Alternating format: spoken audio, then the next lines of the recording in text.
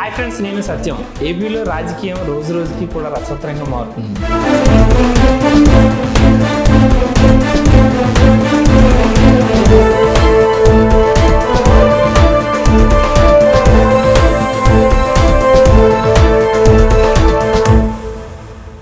ఎందుకనంటే అధికారం కావచ్చు, అధికార పక్షం కావచ్చు, ప్రతిపక్షం కావచ్చు. సో రాజకీయ సమీకరణాలు రోజు రోజుకి ఎట్లా మారుతున్నాయంటే అధికారం మాది, పరిపాలన మాది అనే విధంగా కూడా మారే పరిస్థితి మనం చూస్తున్నాం. ఇది అంతా ఎందుకు చెప్తున్నానంటే ఏపీలో గతంలో జరిగినటువంటి ఎన్నికల్లో 151 సీట్లతో కూటమి ప్రభుత్వం బీజేపీ, జనసేన, టీడీపీ కలిపి పోటీ చేస్తే అధికారం చేపట్టింది. అలాగే ప్రతిపక్ష హోదా కూడా దక్కకుండా వైసీపీ పార్టీ ఓటమి చవి చూసిన పరిస్థితి మనం చూసాం. కానీ అప్పుడున్న పరిస్థితి, ఇప్పుడున్న పరిస్థితి అంటే ఎన్నికలు జరిగి 9 నెలలు, సుమారుగా 1 సంవత్సరం పాటు కావస్తున్నటువంటి తరుణంలో ఏ పార్టీ యొక్క పొలిటికల్ స్ట్రెంగ్త్ ఎట్లా ఉందనేది మనం ఒకసారి విశ్లేషణ చేసినట్లయితే, ఎందుకంటే ఆబ్వియస్లీ అధికారంలో ఉన్నటువంటి ప్రభుత్వం ఇప్పుడు కూడా వాళ్ళకి క్రేజ్ ఉంటుంది, వాళ్ళకి జనాదరణ ఉంటుంది, వాళ్ళు పరిపాలిస్తుంటారు. కాబట్టి సో ప్రజలకి, రాజకీయ నాయకులకి, ఎంపీలకి, ఎమ్మెల్యేలకి, ప్రజాప్రతినిధులకి ఆ పార్టీకి ఒక రకమైనటువంటి బాధ్యతలు ఉంటాయి. కాబట్టి ఖచ్చితంగా వాళ్ళకు ఆ యొక్క హోదా ఉంటుంది ఖచ్చితంగా.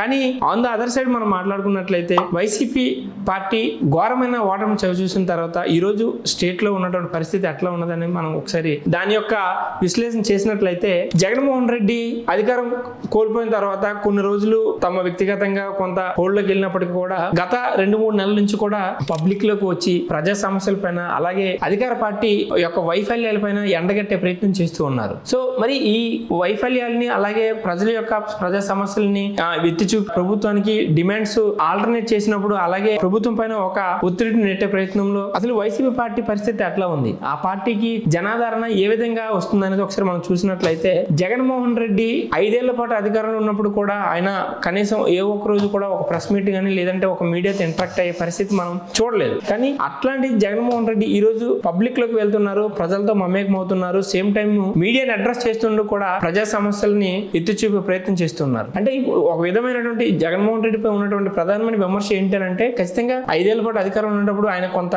మేర ప్యాలెస్లకే పరిమితం అయ్యారు, అలాగే మీడియాతో ఇంటరాక్ట్ అయ్యే పరిస్థితి లేదు. సో అది ఒక రకమైన ఓటమికి కారణం అనేది కూడా చెప్పుకొచ్చేటువంటి పరిస్థితి మనం చూసాం. కానీ ఈ రోజు ఉన్న పరిస్థితి ఎందుకంటే ఆయన ప్రజా సమస్యల్ని, ప్రజలకు అధికార పార్టీ చేస్తున్న వైఫల్యాలు, అలాగే ప్రజా సమస్యల్ని 10 మందికి తెలియజేయాలంటే ఆయన ఒక ఖచ్చితంగా ఉన్న ఒక ఆయుధం మీడియా. సో మీడియాతో ఇంటరాక్ట్ అవ్వాలి, మీడియాని అడ్రస్ చేస్తూ తమ యొక్క డిమాండ్స్ ని తెలియపరచాలి. కాబట్టి ఆయన ఇప్పుడు ఖచ్చితంగా మీడియా ముందుకు రావాల్సి వస్తుంది. ఖచ్చితంగా ఆయన మీడియాలో కూడా ఉన్నటువంటి ప్రజా సమస్యలను కూడా ఎత్తి చూపుతున్నారు. సో ఇదంతా ఒక ఎత్తు అయితే, మరి ప్రజల నుంచి వైసీపీ పార్టీకి ఏ విధమైనటువంటి మద్దతు వస్తుంది, ప్రజలు ఏ విధంగా జగన్మోహన్ రెడ్డిని హక్కుని చేర్చుకుంటున్నారు, అసలు ప్రజల యొక్క పాజిటివ్నెస్ ఎట్లా ఉంటుంది, నెగిటివ్నెస్ ఎట్లా ఉందని కూడా మనం ఒకసారి చూసినట్లయితే ఖచ్చితంగా జగన్మోహన్ రెడ్డికి అప్పటికి ఇప్పటికీ ప్రజాదరణ తగ్గలేదనేది కూడా మనం చెప్పుకోవచ్చు. ఎందుకంటే ఇప్పుడు ఈ రీసెంట్ గా మనం చూడొచ్చు, రాప్తాడు పర్యటన కావచ్చు, అంతకుముందు చేసినటువంటి పర్యటనలు కావచ్చు, జనాల నుంచి అయితే మాత్రం ఖచ్చితంగా అభిమానులు కావచ్చు, వైసీపీ కార్యకర్తలు కావచ్చు, ఖచ్చితంగా పార్టీని ఆదరిస్తున్నారు. జగన్మోహన్ రెడ్డికి అంతే క్రేజ్ ఉంది. కానీ పొలిటికల్ గా అది మైలేజ్ వస్తుందా, పొలిటికల్ గా అది రేపు పొద్దున మళ్ళీ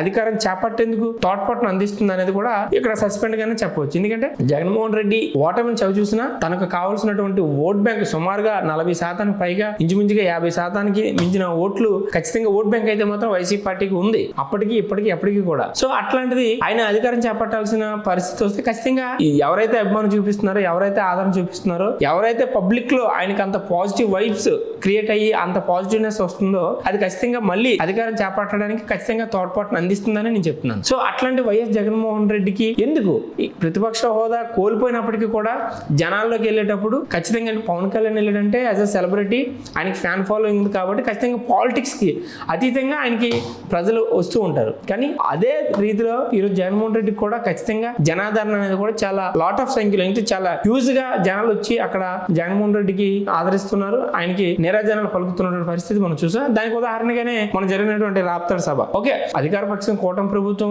కక్ష సాధింపులు చేస్తుందా, లేదనుకుంటే నిజంగానే ఆ ప్రజల పట్ల ఆయన వైఫల్యం చెందుతుందా, పార్టీ ప్రజలకు కావాల్సినటువంటి మినిమం నీడ్స్ అందించలేకపోతుంది అనేది అది ఏంటనేది సెకండరీ మాట్లాడితే, జగన్మోహన్ రెడ్డికి వస్తున్నటువంటి ప్రజా ధరణ అయితే మాత్రం ఖచ్చితంగా అది అప్పటికి ఇప్పటికీ కూడా వన్నే తగ్గలేదని కూడా మనం చెప్పుకోవచ్చు. అయితే మరి ప్రతిపక్ష హోదా కూడా లేని మిగిలినటువంటి వైసీపీ పార్టీకి మరి ప్రజలు ఎందుకు ఇంత ఆదరిస్తున్నారు, రోజు రోజుకి ఎందుకు ఆదరణ పెరుగుతుందని అంటే ఒక పాయింట్ ఆఫ్ వ్యూలో మనం ఆలోచించినట్లయితే ఖచ్చితంగా కూటమి ప్రభుత్వం వచ్చినప్పటి నుంచి ఒక రెడ్ బుక్ అనేది చెప్పుకుంటున్నారా లోకేష్ తన పబ్లిక్ మీటింగ్ లో కావచ్చు, లేదనుకుంటే ఎలక్షన్ ముందు కూడా ఆయన తీసుకురావడం జరిగింది. సో ఇప్పుడు ఇక్కడ వైసీపీ రాజకీయ పార్టీలో చాలా మంది అరెస్టుల పరంపర కొనసాగుతుంది. చాలా మంది మనం చూసాం, వల్లభనేని వంశీ కావచ్చు, పోసాని కృష్ణమురళి కావచ్చు, ఇట్లాంటి చాలా పెద్ద నాయకులు చాలా మంది అరెస్ట్ అయ్యి వాళ్ళ మీద కేసులు బనాయించి జైలుకి పంపించే పరిస్థితి మనం చూస్తూ ఉన్నాం. సో జగన్మోహన్ రెడ్డికి క్రేజ్ పెరగడానికి ప్రజల నుంచి ఎందుకంటే ఇక్కడ ఒక పాయింట్ మనం ఆలోచించాలి. ఇంత క్రేజ్ ఉండి ఇంత జనాదరణ ఉన్న వ్యక్తికి ప్రతిపక్ష హోదా కూడా ఇవ్వని ప్రజలు ఈ రోజు ఎందుకు జగన్మోహన్ రెడ్డి వస్తే అంత ఖచ్చితంగా అంత పెద్ద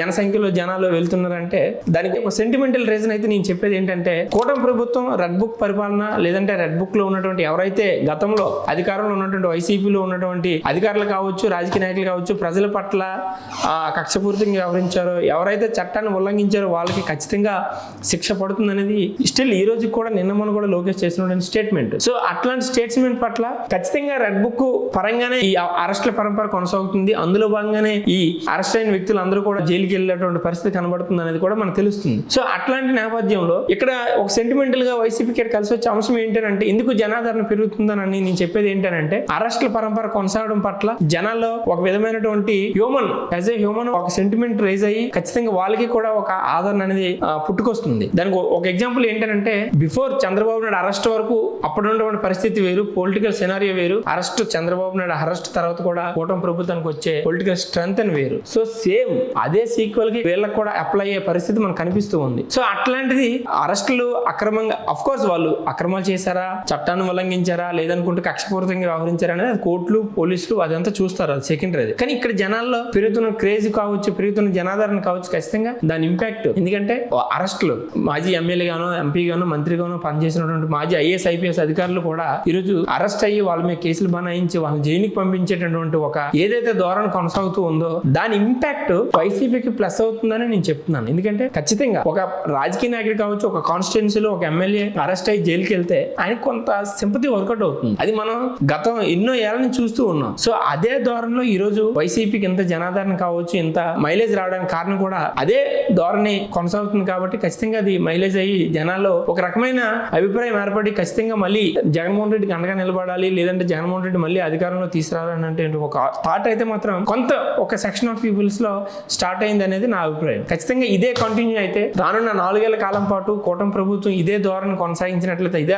అరెస్టులు అది అక్రమమా సక్రమమా సెకండరీ. దానికి తేల్చడానికి లెజిస్లేచర్ ఉంది, దానికి చట్టాలు ఉన్నాయి, దాని కోర్టులు ఉన్నాయి, జైలు ఉన్నాయి, అవన్నీ సెకండరీ. కానీ ఇదే కాన్సెప్ట్ అయితే ప్రజలు కామన్ పీపుల్ కి ఏం కావాలి, తమ నాయకుడు ఎట్లా ఉన్నాడు, తమ నాయకుని ఏ విధమైనటువంటి ఇబ్బందులు గురి చేస్తున్నారు అనేది చూస్తూ ఉంటాం. సో అలాంటి పరిస్థితుల్లో ఇప్పుడు ఖచ్చితంగా ఈ అరెస్టులు మాత్రం ఖచ్చితంగా ఇదే పరంపర కొనసాగితే మాత్రం ఖచ్చితంగా రానున్న రోజుల్లో రోజు రోజుకి వైసీపీ బలం పుంజుకుంటుంది. తమ ఓట్ బ్యాంక్ ని ఇంకా ఇంక్రీజ్ చేసుకుని రానున్న ఎన్నికల్లో కూడా ఖచ్చితంగా వాళ్ళు అధికారం చేపట్టే అవకాశం అయితే కనబడుతుంది అనేది కూడా నేను చెప్తున్నటువంటి విషయం.